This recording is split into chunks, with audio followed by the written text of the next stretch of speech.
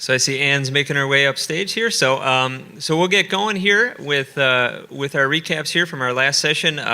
Good discussion in the roundtable I was in on proving precision ROI. So some interesting concepts and ideas in there. So as we've done previously, we'll just have the moderators briefly introduce themselves and give you guys their top takeaways from their discussion.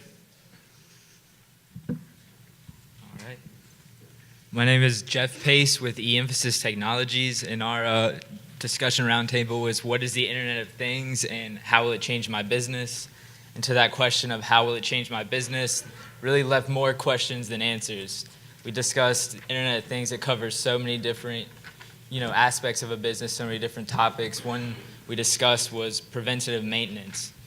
Say getting data from your customers on whether, say, your oil is low on a machine and fixing that problem before it becomes a bigger problem. And will that actually increase service revenue or will that hurt service revenue, and how best to maximize that? Another issue we had was how deep will IoT go? We even discussed potentially will there be little RFID or sensors on individual soybeans, for example, and what are the implications of that on how deep the IoT will go. Another topic we discussed was one of the big problems with IoT and precision farming in general is there's just so much data out there. How do people utilize the data and who gets that data? Because right now you're getting data from growers, from OEMs, from all different people. There's no standardized format. So how best do we utilize that, and will there be an agreement where at some point there is a standardized format of data that can be usable? And then another topic was how basically IoT is expected to grow 20% in sales to agriculture year after year going forward. So what is the entry point for dealers to start selling more IoT applications to farmers? And another topic that was covered is will all this data lead to a consolidation of OEMs in larger farm operations where, since say, was someone going to use all Case or all John Deere because the data is easily readable, it's in one format that they can utilize. And these are just a few of the things that we covered. All right, I'm Phil Davister. I did the tech troubleshooting tips, tricks, and triumphs. We had a pretty good group, different mix, red, green, some independents. What we found out is that in this department, we're kind of held to a different standard. A lot of time we're chasing ghosts. If a guy's tractor can't steer because his tie rod's snapped off, he can accept that. When it doesn't steer right because the screens tell him it's not steering right, he doesn't accept that too well. So dealing with some of those ghosts, chasing gremlins all the time, and sometimes you can come up with fixes, you're not sure what you did, or just dealing with those issues. And a lot of it too is dealer support. Some of our frustrations are we call in to like a Deere, first thing they tell you is, what's your software version? That dreaded question. And it's not a software issue, but yet you can't get any outside help until you get on the latest software, even though it's not the issue, so you waste some time there. And one thing too, it's also remember the basics. Sometimes you get a guy call in, screen's not working. Simple thing is your planner raised up. Oh, forget I called to fix the problem. So sticking with the basics and sharing, talking with your own dealership, the people around you, what's working, what's not working, and keeping everything going. Okay, thank you. My name is Bruce West with West Enterprises, and the topic was collaborators, not competitors, establishing a peer or a precision network, or what I would have called a peer group. And we had a nice group and a nice roundtable type of discussion. And we started off by kind of got to the point to understand that there are different types of peer groups that you can be part of. Some of them are structured peer groups, which I know many of you in this room are already part of. And a lot of them can be, even this event today could be kind of fall under that umbrella of a peer group. And then as there was pointed out, there's also the unstructured peer groups. It's when we go out here to the local watering hole and we sit down and we talk about an issue or a problem that we may be experiencing. And so there's structured and unstructured. We determined that one of the most important things that you need to have for a peer group or a group that you put together is that you need to have a goal. You need to have a reason for getting together. And a couple of examples that were thrown out were in one area of the country, there's a nutrient management group. Now, it's predominantly producers, which is something we also heard about this morning, but it's a producer peer group that does involve governmental agencies and that type of thing. And they have a goal of obviously dealing with nutrient management issues. There's also the business improvement, business development types of peer groups, which, again, I think would fall under the category that a lot of us would potentially be in.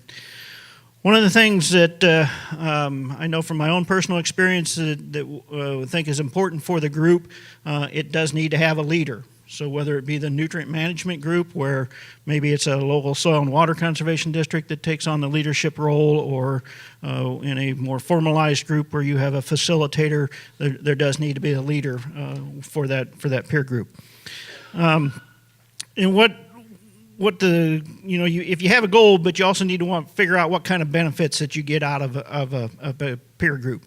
And as one of the participants brought up, a lot of times it's the knowledge of learning that, hey, other people have the same problem that I have, that I'm not an island out here on my own. And I think another benefit that comes out of a lot of peer groups and participation in a peer group is that you now have a group of mentors. And so it's an opportunity to have some mentoring take place. So we covered a lot of different topics or areas of peer groups, and I hope that everybody has a chance to go forward with that. Gary Mock, Lone Star Agronomics. Our topic was for independent dealers only, and very blessed to have a very unique group that looked at flexibility, and they looked at the ability to stay ahead of the competition. They realized that vision and goals, that the suppliers, third-party manufacturers, OEMs all have goals and visions that were a little bit different. And so that the independents did play a very important role in that chain of being able to help that farmer. To be able to, they realized that they was able to stay ahead of the competition and really look at their regions, look at their state, look at the farmers around them, and customize a plan to be able to help and support them by being flexible. That money was not always the issue, that you can always throw money into things, but you couldn't always get it fixed. So they saw the flexibility that was there. Finding a need and filling it. They found really quickly that the need of a farmer may not be a piece of equipment, but the way it's being handled or the retrofits that may be done, that everybody else is telling you, no, that's not possible. No, you can't do that. But they're looking at just a little bit can make a lot of difference. So they found that they were definitely the cohesion, they were the glue that was going to hold that industry together. They realized that there was no rules, that they could write a lot of those themselves, and the color basically just didn't matter. And they took away some of the things of finger pointing that starts showing up very, very quickly. They were the last resort. They were the person that felt the pains of the farmer as well and wanted to help them. They realized that they have a can-do attitude, that no is never the answer. They're always looking outside of the box. And more than anything, we talked a little bit about customer retention and customer follow-up, that is definitely an area as a independent to be able to work toward more. They knew that limit is, time and money. And more than anything, service plans take some time to implement, so they realized they need to be a little bit more persistent in that. Eric Siefko with Bader & Sons, John Deere dealer out of Michigan. So we did the roundtable discussion on trying to prove the ROI to our customers on the products that they're buying from us. Over the years, it was pretty simple, showing customers auto steer. That's an easy buy. Section control, you can see where it's going to save, with the overlap. But some of these products today, the circumstances that we deal with as in our industry, that have to do with Mother Nature and different things, the data can get skewed, and it's almost hard to prove show actual numbers. So maybe we need to look at selling more as a risk management tool rather than, trying to prove it with hard numbers. It's not always, those numbers aren't always available. Some of the different things that they did talk about doing, though, to try to prove where our products worked was using drones to show overlap control with pesticides and herbicides and seed overlap. Using GoPros mounted in seed furrows, using time-lapse cameras to show emergence. The other thing that we talked about was looking at not selling based off from a luxury, because those dollars are not there on the farms today to spend as a luxury, but more as, doing a better job on the farm. And I think overall, as an industry, we need to do a better job of trying to collect more data at the end of the year and coming back to these growers and trying to prove to them, with what data we can collect, did they save, where did they save, and, how we can go forward with selling them more solutions and products. So. Hi, I'm Ann Salemo, Charter Software, and I was the facilitator for the aftermarket opportunities. It says best, and bus, but I think it's actually best bets and bus. And we had a great group. It was primarily dealers who carried major lines, and we had just had a couple of precision only people in our group as far as I could tell.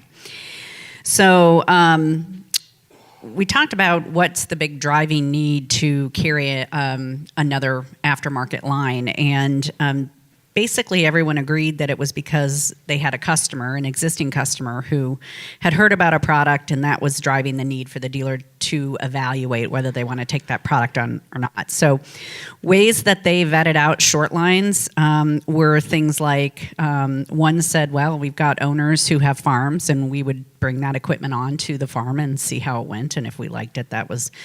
If the owner liked it or whatever, then we'd take that line on. But the majority of the time, people, when they're vetting out lines, are talking to other dealers. They're finding out about vendor support, what the warranty reimbursement is. Are the parts available? That was a big piece of it.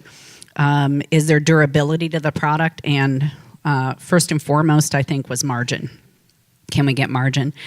And one of the things that we talked about was that the market is not made up of early adopters in this industry, which probably doesn't surprise any of you, and that most of the users in the current market won't do anything unless they have a driving need to do it. There are very few people who are just going to say, wow, it's new and shiny and I'm going to buy it right now, and there are those, but they're far and few between. One of the things we talked about, threats in the aftermarket and whether we want to, what threats there are. There were two major ones that I summarized out of this. One is obsolescence. This is a lot different than the mainline equipment that the dealers are carrying. The obsolescence is a much bigger issue. That was also kind of a deciding factor as far as determining vendors. There are certain vendors that actually would take the units back if they weren't selling. But one of the other biggest threats was that there just are simply too many precision ag people in their market area, and as a result, that's kind of reducing the margins significantly. Couple of lines that I thought, there was a product line that everybody seemed to, not everyone, but there was positive feedback on, which was called Surefire Ag, mainly because it was easy to install, equipment agnostic, it was plug and play. But a couple of the other names that were thrown around were actually sponsors here, so I'm going to mention them. Reichart and Digifarm, and then also someone threw out Fieldwise Irrigation. When I asked the group, like, what is it better to wait for the OEM to come up with a solution for aftermarket? And the majority said, no, we would rather make those decisions ourselves. I thought that was quite interesting. The manufacturers, they said, tend to be not as nimble, and they would like to be able to be a little bit quicker to the trigger Ways they create opportunities are providing great product support, going to the coffee shop and letting their customers market for them. But other ways, their print is going away. A lot of people shook their heads like, no, we're not doing print anymore. They're using Facebook, YouTube videos. These are things that are providing visibility for those products. And that was it. My name is Andy Thompson with Yetter Farm Equipment, and I got the opportunity to moderate actionable insights for adding agronomic services. It just so happens that's the one that I moderated a couple hours ago as well, so I'll keep it pretty short. But there was a couple notes that was different from this roundtable versus the last one. It was a smaller group. We had 12 people in there versus 30 in the first one here. Maybe that had something to do with it, but one of the things that we talked about was really the need to define what agronomic services to provide. That was, I mean, it's a pretty big realm as far as, okay, we're going to get into agronomic services. Does that mean actually scouting and scripts and things like that, or is it just being able to talk a little bit more intelligently from an agronomic standpoint? So really, that kind of depended a little bit on what we want to achieve with adding the agronomic services. So there was a couple in our group that they actually had an agronomist or somewhat of an agronomist already in their fold. Not necessarily was a full-time agronomist, but one, for instance, was a salesperson who had an agronomy background, and so then they also helped give them a lot of agronomic insight. So it was actually just an aid in them selling more equipment. So something like that, which is a bit of an incremental step, but can really bring value versus going all the way having a full-time agronomist on staff that's going to be field scouting and so on. Another thing that we kind of brought up was the customers find value in getting personal data from dealers. Somebody had mentioned how they actually have their own data. They go out and they do some trials and whatnot. Having that data that they can take to customers, they said their customers are finding value in that. And I think that there's other companies out there that other lines of equipment that's really what that's how they sell all their equipment, was bringing that agronomic information there. So we kind of needed to define what agronomic service is and get an idea of what we want to achieve by that before we can really decide then how far we're going to step in line or step out with the agronomic services. Thank you very much to each of our moderators. How about a round of applause for our group here?